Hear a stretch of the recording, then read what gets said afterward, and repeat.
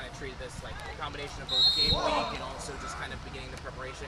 How did you feel like everyone just kind of looked at their overall? Yeah, today's a Tuesday practice for us. So we got a bonus Tuesday in, and it was a really good day, to be honest. First day, we're doing crossover periods with scouts. I thought it was a really, really good first day.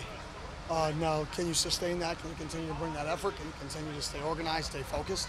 That's the challenge. How does this team feel at this time of year compared to last year's team? Yeah, I don't want to say something about last year's team. This year's team is focused, man. They love football. They absolutely love football. It's not just they like it when they're on the field. It's not just they like it when they post on social media. They love football. This year's team, they come out here and they work, and it's pretty consistently that they'll work. And the leaders of this team love football. Like, this is what they do. Like, all the time they're thinking about it. Like, they're texting me. They're up in the facility. I see guys with their cars parked outside at 6:30 a.m. getting treatments. Like, they just love everything that goes with football.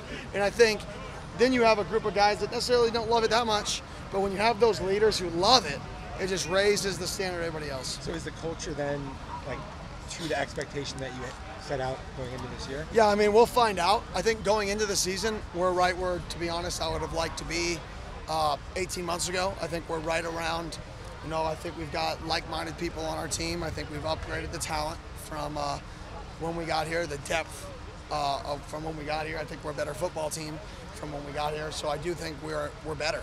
I think that's all you're trying to be, is just consistently better than you were. And I feel confident that we're definitely a much improved football team. Some coaches week one like to be conservative with play calling, not show too much of the playbook. What was your approach last year, and how do you approach next year?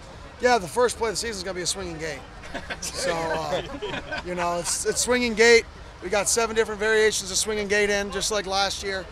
We may run them all. Hey, Coach, the running backs have been one of the deeper parts of this roster. What have you seen from them, both in practice and also outside as people? Yeah. Obviously, that last comment was a joke, kind of.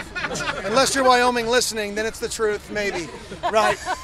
In terms of the running backs, the depth in that room, drastic difference from last year. The depth in that room is really, really good for us, and that's going to keep us fresh throughout the end of games.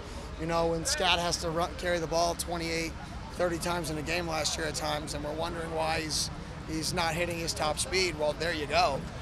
He's carrying the ball 38, 26, 22 times in a game. We've got to be able to balance that workload for our backs so they all stay fresh when they touch the ball. Right, you're getting a fresh guy having the football, not just from a running perspective, from a ball security perspective.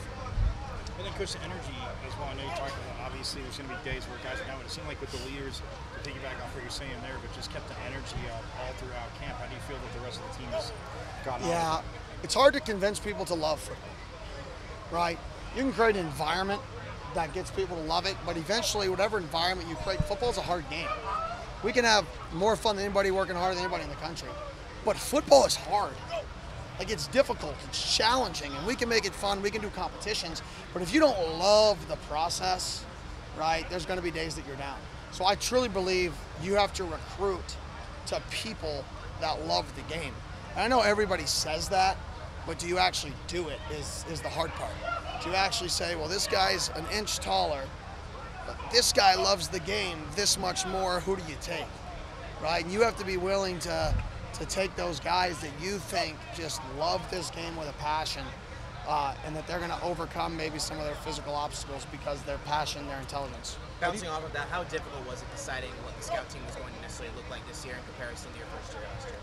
Not very difficult. I mean, the only difficulty was the amount of people last year that we had.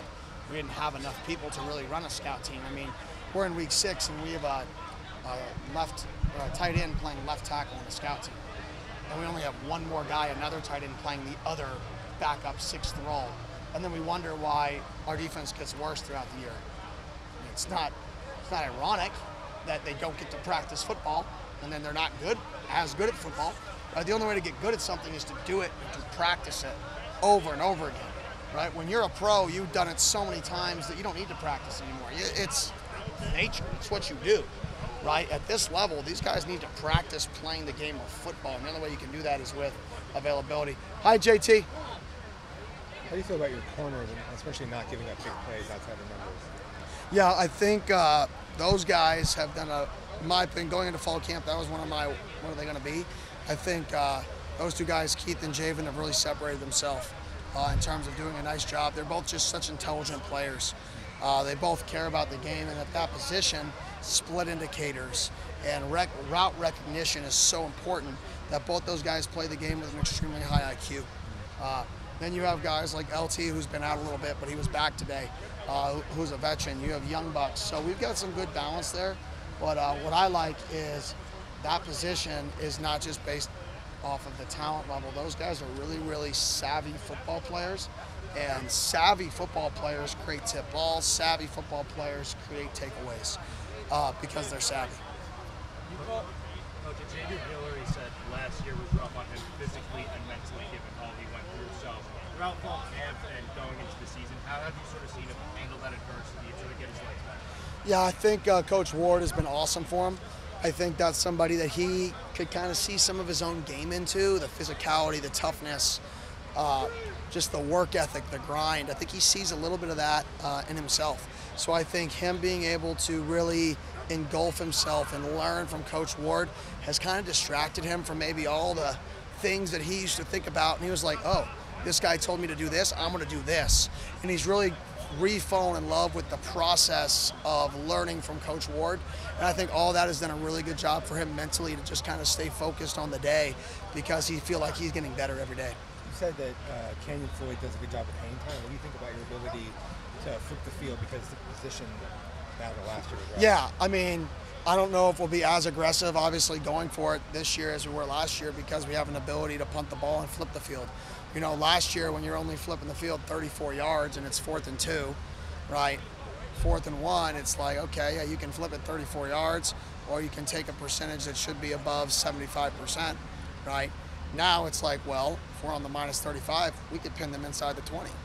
Right? Last year that wasn't really an option for us. So I really, if he booms one, obviously. So I really think that that's going to adjust a little bit how we play the football game from an aggressive standpoint because you have a weapon back there who can legitimately flip the field. You called Mike Norvell one of your role models as a coach coming from Florida State. He started the college football season today against Georgia Tech. What's the score? They are down right now last time I checked. Okay.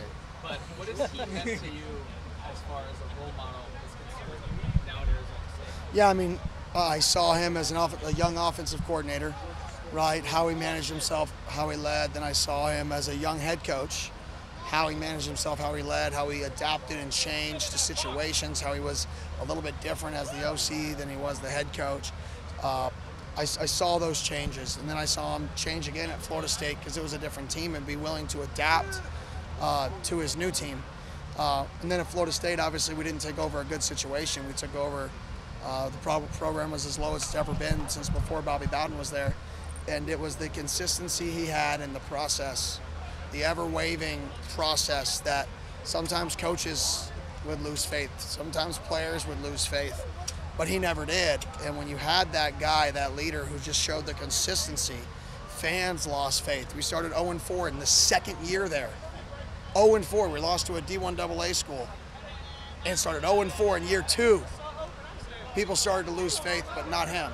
He stayed the course because he knew what he was building. He knew the process that he was instilling and the things that actually were tangible and flipped it.